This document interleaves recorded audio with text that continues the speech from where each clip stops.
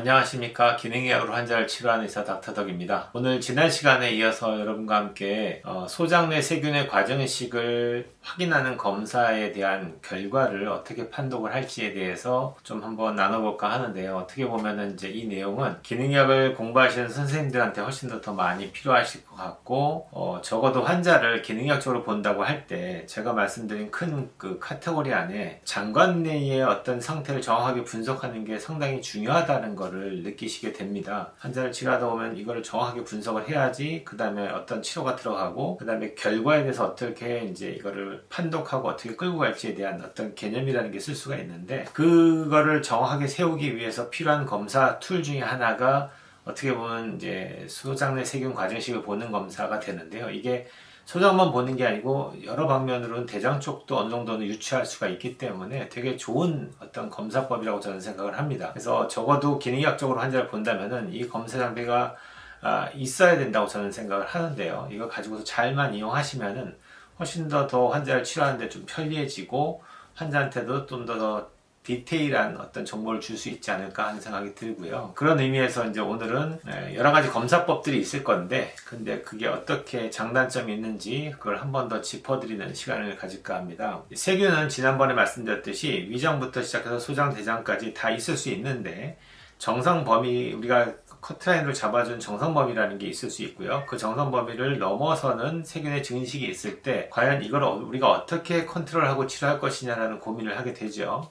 그런 의미에서 실제로 소장 내 세균의 과정식이 있는지 보는 정확한 방법이라면 가장 정확한 거는 항문을 통해서 내시경을 집어넣어서 그 내시경이 소장 입구까지 집어넣어서 그 안에 있는 액체죠. 그러니까 소장 내에 있는 플루이드 액체를 뽑아내서 그 액체 안에 들어있는 세균의 수를 계산하는 거겠죠. 이것만큼 정확한 건 없죠. 문제는 그게 너무 힘들다는 거예요. 검사하기가. 그러다 보니까 이제 여러 가지 유추하는 방법들이 생겨났는데, 그 중에서 대표적으로 우리가 유기산 검사를 하게 되면은 유기산 검사에서는 세균의 대사물에 대한 것들을 소변으로 나오는 걸 측정하는 거란 말입니다. 그러다 보니까 이게 소장에서 나온 건지 대사에서 나온 건지 그걸 구별할 방법이 없어요. 그래서 우리가 대변에서 칼프로텍틴이라는 검사를 하게 되는데, 이것 역시 마찬가지고 대변에서 나오는 그 안에서의 백혈구 중에서의 호중구의 어떤 대사물로 나온다고 이해하시면 될 것 같은데, 결국에는 장관 내에 염증이 있는지 보는 검사 중에서 어떻게 보면 특화된 게 대장 내 칼프로텍틴 검사라고 보시면 될 것 같고, 이걸로 소장 내 세균의 증식을 볼 수는 없다는 거죠. 그러다 보니까 각각의 검사에 의미가 있고 한계점이 있다라는 것들을 좀 이해하신다면은, 그렇다면은 우리가 시보 환자가 왔을 때 이 환자가 정말 시보인지 아닌지를 뭘로 판단할 수 있느냐? 그게 쉽지 않아요, 생각보다. 증상만 갖고 치료하기에는 뭐 당연히 약을 줄 수도 있고 하긴 하겠지만, 약을 줘서 증상이 좋아지면 이 사람이 시보였나 이렇게 생각하실 수 있겠지만, 그 다음에 얼마만큼 좋아졌고 또 얼마 만에 또 재발하는지 이런 것들을 좀 더 객관적인 데이터로 접근하고 싶으실 거 아니에요. 저는 그렇게 생각하거든요. 환자가 왔을 때 치료했는데 그냥 무작정 증상이 있으니까 항생제 주고 그 다음에 증상 좋아지는지 지켜봤다가 좋아졌으면 그냥 끌고 가다가 또 안 좋아졌으면 또 약 주고 뭐 이렇게 해서 끌고 갈 수는 있겠지만, 좀 더 객관적인 데이터로 이 환자가 얼마만큼 좋아지고 있고 또 중간에 환자가 느끼기 전서부터 어떤 변화가 나타나는지를 미리미리 체크할 수 있으면 좋을 것 같다라는 생각이 드는 겁니다. 그런 의미에서 이 수소호기 검사가 차지하는 비중이 제가 볼 때는 되게 많은, 잘만 이용하시면 정말 좋은 검사 툴이 될 것 같고, 또 더 좋은 거는 이게 인정 비급여 검사입니다. 국가에서 인정 비급여라는 개념은 실비보험에서 커버할 수 있는 영역으로 만들어준 거예요. 그러니까 쉽게 설명하면 의료보험으로 해주기에는 지금 의료보험 수가 자체가 너무 열악하고 내신 의료보험료는 적은 데 비해서 혜택을 너무 많이 드릴 수가 없잖아요. 그러니까 의료보험의 기준점이라는 건 최소한의 미니멀한 의료 혜택이라는 개념으로 이해하시면 돼요. 의료보험 한도 내에서 하는 모든 의료가 양질의 모든 의료냐, 그게 아니고요. 해줄 수 있는 최소한도의 보장만 해드리겠다. 그리고 나서 나머지 부분에 대한 거는 개인이 알아서 사보험 영역에서 커버를 받으시라. 이런 개념으로 지금 의료보험 시스템이 지금 우리나라가 돌아가고 있거든요. 그렇기 때문에 여러분들이 사보험을 들어놓은 이유는 의료보험 영역에서 커버가 안 되는 부분들의 혜택을 받기 위함입니다. 그런 의미에서는 이런 인정 비급여 검사들이 기능의학 하는 의사 선생님들한테는 병원 운영에도 도움이 되겠지만, 환자를 정확하게 분석하는 입장과 환자들이 자기 상태를 정확하게 의사를 통해서 정보를 얻는 데 있어서 정보로 되게 중요한 검사가 되겠죠. 그럼 제가 크게 한 5가지 카테고리를 나눠가지고서 검사 결과가 어떻게 나오는지 설명을 좀 드릴게요. 제일 먼저 설명드릴 거는 모든 검사 수치가 정상으로 나오는 겁니다. 1차 검사를 하게 되고 1차 검사는 단순 호기 검사, 아무것도 안 한 상태에서 이니셜 호기를 하게 되고요. 이때 나오는 가스의 양의 정상치를 어떤 분들은 10으로 보고 어떤 분들은 20으로 봅니다. 그거는 선생님들이 보시면서 어느 카테고리에 맞추는 게 좋을지를 판단하시면 될 것 같은데, 저 같으면은 10으로 커트라인 잡기에는 너무나 많은 분들이 이제 포함되다 보니까 한 20 정도로 맞추는 것도 나쁘지 않을 것 같다는 생각이 들어서 저는 이제 커트라인을 20으로 잡았고요. 이니셜 검사가 20이었는데 그 다음에 이제 그 세균이 좋아하는 약을 주게 되거든요. 뭐 여러 가지가 있는데 보통은 이당류들을 많이 주게 돼요. 프럭토스, 락토스, 말토스, 글루코스 뭐 이런 것들을 줄 수가 있는데, 편리하게 우리가 구해서 드릴 수 있는 것 중에서 락툴로즈가 있다 보니까 유당을 우리가 주게 되는데, 이걸 주고 나서 이걸 먹은 다음에 얘가 소장까지 이제 통과되는 시간을 계산할 거 아니에요. 평균적으로 한 1시간 반에서 2시간을 계산하는데, 그 시간이 지난 다음에 그 양분이 들어갔을 때 소장 내 세균이 이 양분을 먹으면서 활동하면서 나오는 가스가 있는데, 그 가스의 양의 증가가 이니셜보다 20 이상 올라가게 되면은 그때는 우리가 양성으로 본다는 거죠. 판독을 할 때. 처음에 검사는 2밖에 안 나왔는데 이제 1시간 반에서 2시간 지난 다음에 락툴로즈를 복용 후에 7까지밖에 안 올라갔어요. 토탈 5밖에 안 올라갔기 때문에 이런 환자는 전형적인 세균의 과증식이 거의 없는 환자라고 볼 수 있는 거죠.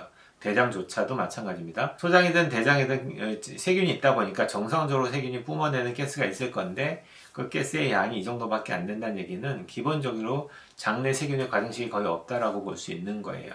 그래서 이걸로도 볼 수 있고, 요것과 함께 유기산 검사의 세균 파트를 같이 컴바인해서 보시면 좋겠죠. 그래서 우리가 유기산 검사를 해보면은 세균의 여러 가지 이제 부산물들이 나오는 8가지 항목을 계산했는데, 이것도 보시면은 그 8가지 중에서 어떤 분들은 2개가 양성이 나오고 어떤 분들은 3개, 어떤 분들은 4개, 그래서 6개, 7개, 8개까지 각각의 개인별로 나오는 분포가 다 달라요. 그러면 어떤 분들은 뭐 예를 들어서 7개, 8개 나오면 치료를 해주고, 뭐 4개, 5개 나오면 좀 지켜보고 뭐 이렇게 할 것이냐, 이걸 어떻게 판독을 해서 세균의 증식이 있을 때 이걸 어떻게 치료할 것이냐라는 의미를 부여를 할 때, 제가 검사를 해보니까 그 유기산 검사에서 양성률이 높을수록 당연히 수소기 검사에서 양성률이 높을 확률은 높겠죠. 확률적으로는 당연히 높을 텐데 무조건 다 코릴레이션 하는 게 아니에요. 그러니까 유기산 검사에서는 양성이 되게 높게 나왔는데 수소기 검사에는 높지 않다. 그리고 환자의 증상도 역시 세균의 과증식에 대한 어떤 여러 가지 심텀들이 나타나지 않고 있다. 이럴 때는 단순히 유기산 검사 하나 가지고서 재균을 들어갈 필요가 없죠. 그런 의미에서는 그 2가지를 같이 컴바인해서 여러분이 리딩하는 게 좋겠죠. 첫 번째는 이제 검사상에서 문제가 없던 환자고, 두 번째는 이니셜 검사를 했는데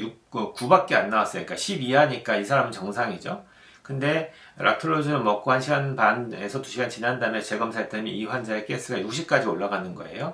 그러면 9에서 60까지 올라갔으니까 거의 51이 올라갔으니까 양성적인 소견이죠. 그 얘기는 이 환자는 시보가 있다라고 보는 겁니다. 소장 내에 세균의 과증식이 있기 때문에 그 세균이 락툴로즈하고 만나서 가스를 더 많이 만들었기 때문에 얘가 장에서 혈관으로 흡수돼서 혈관을 타고 돌다가 폐로 들어가서 폐에서 호기를 통해서 나오는 가스를 측정한 겁니다.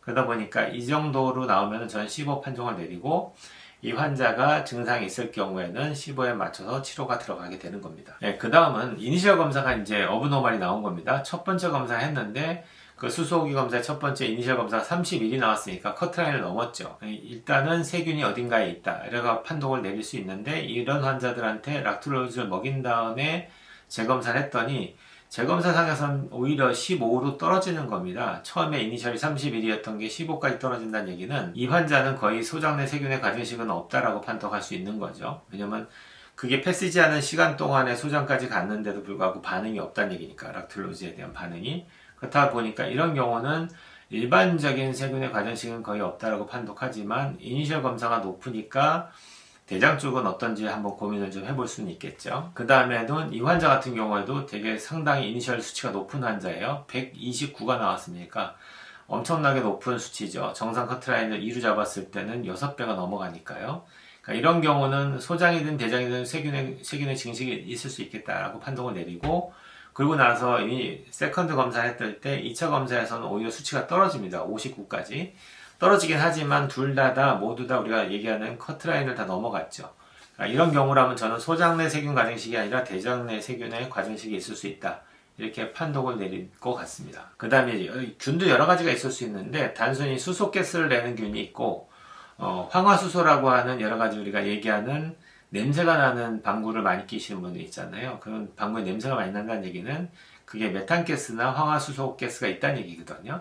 근데 이 환자 같은 경우에는 이니셜 검사가 34였고 황화수소는 5밖에 안 됐는데 락트로즈를 먹고 나서 재검사했더니 수소가스의 변화는 없어요. 34에서 31밖에 안 되지만 황화수소는 5에서 86까지 올라가는 거예요. 그 얘기는 황화수소를 분비하는 그 균들이 훨씬 더 많다는 얘기겠죠. 이런 경우도 역시 소장내 세균 과정식이라고 판단을 내려서 메탄가스 쪽이나 황화수소가스를 많이 만드는 균들을 죽이는 약이 따로 개발된 게 있어서 그 약을 쓰시면 됩니다. 그렇게 이해하시면 이제 우리가 흔하게 보시는 대부분의 카테고리를 제가 다 보여드렸다고 생각을 하는데, 그러니까 환자를 보다 보면은 클리어 커트하게 딱딱 나눠주면 좋은데 병이 있다 없다 이러면 너무 좋잖아요. 근데 꼭 그렇지만 않은 거예요. 우리 인체 자체가 균이라는 게 이만큼 증식할 수도 있고 이만큼 증식할 수도 있고 이만큼 증식할 수도 있다 보니까 증식하는 양에 따라서도 다 달라질 수 있잖아요. 그러다 보니까 이런 것들을 판독하고 리딩할 때는 항상 환자의 컨디션이라든지 상태에 따라서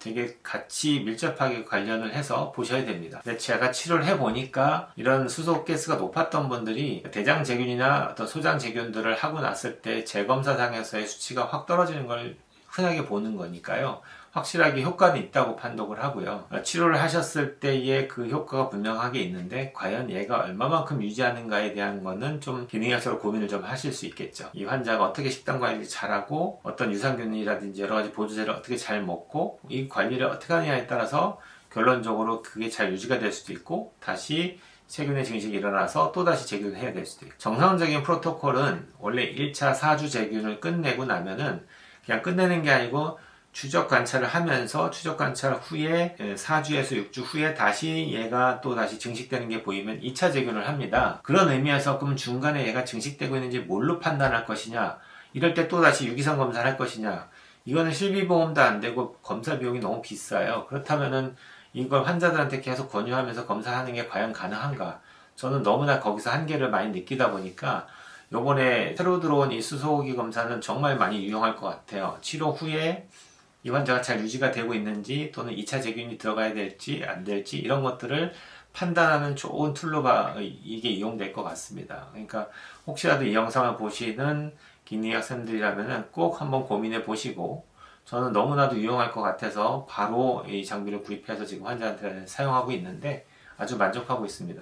여기 영상을 듣는 일반 환자분들께서도 주변에 꼭 이런 수소호흡기 검사가 있는 검사 장비가 있는 곳을 찾으셔가지고 자기의 장 상태가 어떤지 정확하게 한번 분석 받으시는 것도 좋을 것 같습니다. 여기까지 공부하겠습니다. 온 국민이 건강해지는 그날까지 닥터덕은 여러분과 함께합니다.